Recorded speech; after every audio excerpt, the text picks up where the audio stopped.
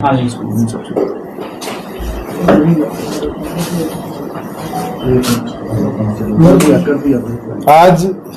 Party के राष्ट्रीय अध्यक्ष द्वारा पार्टी के शीर्ष नेतृत्व के साथ बैठक करी गई और जो घटनाक्रम गुरु जम्बेश्वर यूनिवर्सिटी में 16 तारीख 17 तारीख को हुआ और जिस तरीके से हमारे 6 साथियों को पुलिस द्वारा बिना वारंट बिना नोटिस के रातों रात अरेस्ट किया गया और अरेस्ट के साथ साथ उन साथियों के घर से उनके डीवीआर्स को चोरी किया गया, उस सब पर डिटेल में चर्चा भी हुई है। और चर्चा के साथ साथ पार्टी के राष्ट्रीय अध्यक्ष की अध्यक्षता में 2 रेजोल्यूशन, एक छात्रों के लिए और एक जो परिस्थिति लॉ एंड ऑर्डर की है उसके उपरांत पार्टी ने पारित करे। ब्रीफ में मैं आपको बता दूं कि जिस तरीके से सरकार का रोल इस पूरे हिसार के घटनाक्रम में रहा है, एक चीज साबित कर देता है कि एसपी और एसपी के गुंडे तो सिर्फ चेस के वो प्यादे हैं, इसकी भूमिका कहीं और रची गई। और अब तो हमारे पास इतना एविडेंस है, चाहे वो रवि आहूजा को उसके घर से अरेस्ट करते वक्त जिस डीएसपी को इंक्वायरी दी है वो मौके पर मौजूद है, सीआईए का पूरा स्टाफ मौके पर मौजूद है, जिस गाड़ी में घटनाक्रम हुआ उस गाड़ी को ऑफ ड्यूटी ऑन ड्यूटी कहने की स्टेटमेंट चेंज है। और तो और इसमें कई अधिकारियों के रोल जो सामने आने वाले दिनों में आएंगे वो भी हमारे पास है। ये तो लिटिगेशन और उसका पार्ट है। वो लड़ाई तो कोर्ट के ह्यूमन राइट कमीशन के SC/ST आयोग के माध्यम से जननायक जनता पार्टी 6 के 6 साथियों की भी लड़ेगी। जिन 8 साथियों को FIR के अंदर नामजद किया है उनकी भी लड़ेगी। आज 14 दिन बाद कुरुक्षेत्र में एक FIR और दर्ज करी गई है कुर्सी तोड़ने की, उसकी भी लड़ेगी। जिस तरीके से CIA स्टाफ इस प्रदेश में चलता है और जिस तरह की रील्स ऑनलाइन डालता है उसके विरुद्ध भी चलेगी। मगर पार्टी द्वारा जो छात्रों की लड़ाई लड़ी जा रही थी कि यूनिवर्सिटीज को केवल मात्र बीजेपी या बीजेपी की विचारधारा के संगठन हो, विश्व हिंदू परिषद, राष्ट्रीय स्वयंसेवक संघ या मोर्चे, इनका अड्डा बनाने का जो प्रयास करा जा रहा था और दूसरे संगठनों को रोका जा रहा था, हिसार के अंदर आगामी 27 तारीख को छात्रों के हित में एक महापंचायत करी जाएगी। सभी लोगों से आग्रह करता हूं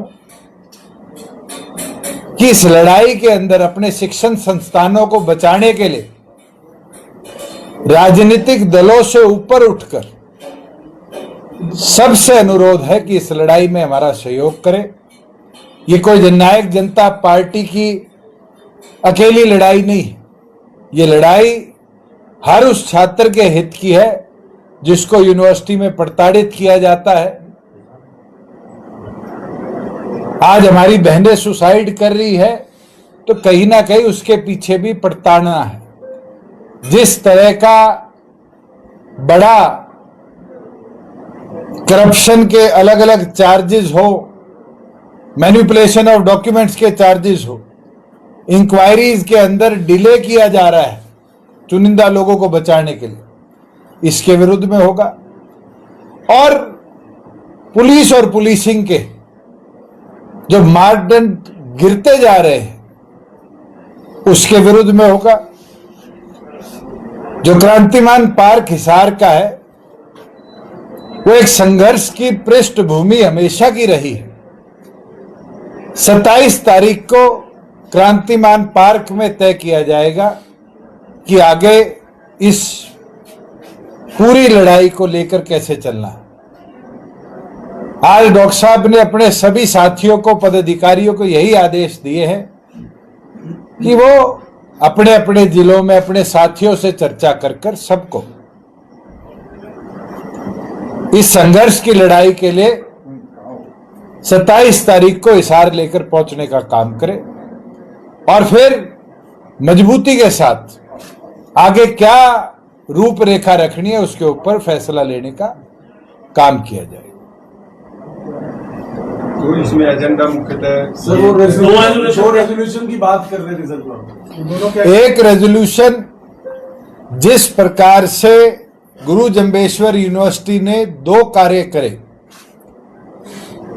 एक तो गमला तोड़ने के ऊपर ट्रेसपासिंग और डैमेज ऑफ पब्लिक प्रॉपर्टी की धारा लगाकर 8 साथियों को नामजद किया और अगले दिन जितने छात्र, कोई पीएचडी में था, कोई मास्टर्स में था, कोई स्टूडेंट्स में था,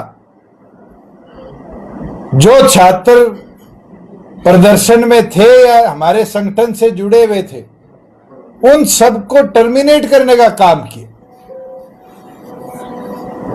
एक तो उसके ऊपर रेजोल्यूशन है और दूसरा जिस कॉन्स्पिरेसी को हिसार के एसपी और उनकी टीम ने रचा, इसकी जुडिशियल डिमांड प्रॉपर करी जाए और इन सबको इमीडिएट अंडर सस्पेंशन रखा जाए। हायर ऑफिशियल जो इन्वॉल्व थे उनका तुरंत हेडक्वार्टर ट्रांसफर किया जाए और तो और जिस तरीके से आधी रात को विजेंद्र धानक के घर पे रेड मारकर उसकी माइनर बच्ची के पांव पे पांव रखकर डीवीआर उतारा गया, ऐसे लोगों के खिलाफ एससी एसटी आयोग इमीडिएट एक्शन लेने का काम करे। इन सब विषयों के ऊपर पार्टी के सभी लोग जो आज बैठक में मौजूद थे सर्वसम्मति से उन रेजोल्यूशन को पारित किया। सर 2-3 दिन पहले जब आप चंडीगढ़ प्रेस कॉन्फ्रेंस कर रहे थे तो आपने जो तमाम बातें की थी उस दौरान आपने कहा था कि डीजीपी से बात करने की कोशिश की। आप सरकार में डिप्टी सीएम रहे हैं, पार्टी के जो नेता हैं, क्या सरकार की तरफ से वैसे ही किसी ने इस घटनाक्रम को लेकर कोई बातचीत की हो सर, मुख्यमंत्री जी ने या फिर किसी? मैं तो डीजीपी साहब को बड़ा अच्छा आदमी मानता था।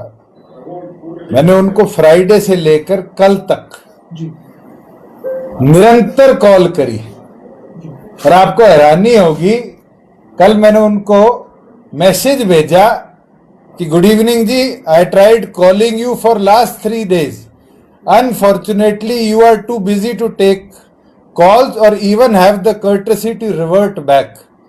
Let me know the best time to speak to you regarding my complaint. और आपको इंटरेस्टिंग चीज दिखाऊं, डीजी साहब ने ब्लॉक कर दिया। आज प्रदेश के अंदर सिटीजन्स का ब्यूरोक्रेसी से बात करने का तो अधिकार होगा, या ब्यूरोक्रेसी मुख्यमंत्री के कंट्रोल से बाहर होगी, या प्रदेश को ऐसे डीजीपी मिल गए जो जब कोई इस तरह के घटनाक्रम हो तो मैदान छोड़ के भाग जाते हैं। इससे तो कपूर साहब ही बेहतर थे, फोन तो उठा लेते थे।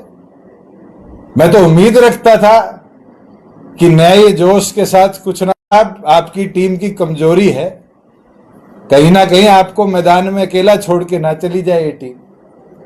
आपने जो एलिगेशंस लगाए उसको लेकर कोई काउंटर का पेड जो आप दे रहे हो, कोई हाई कोर्ट या ह्यूमन राइट कमीशन में भी? बिल्कुल है, पिटीशन ड्राफ्ट हो चुकी और जल्द फाइनलाइजेशन होते ही हम हाई कोर्ट भी मूव करेंगे। जो 6 साथी रात को अरेस्ट हुए थे, उन 6 की तरफ से कल ह्यूमन राइट कमीशन को भी एक संयुक्त कंप्लेंट दी जाएगी। विजेंद्र धानक, जिसके घर में घुसकर उसकी माइनर बच्ची के पांव पे पांव रखकर उसका सीसीटीवी कैमरा उतारा गया, बाहर निकलते हुए उसको जाति सूचक शब्द उनकी कम्युनिटी का बोला गया, उसके लिए हम SC/ST आयोग भी जाने का काम करेंगे। और साथ में हिसार, क्योंकि SC/ST एक्ट के लिए एक अलग जुडिशियल बेंच है, उसके अंदर भी केस फाइल करेंगे उन सब लोगों के लिए जो उस रेड में मौजूद थे और जिनने जाति सूचक शब्द बोलने का काम किया।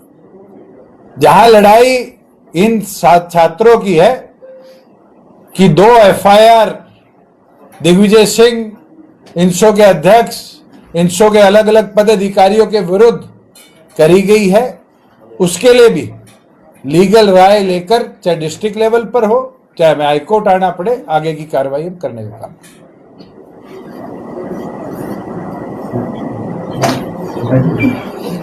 Thank you ji.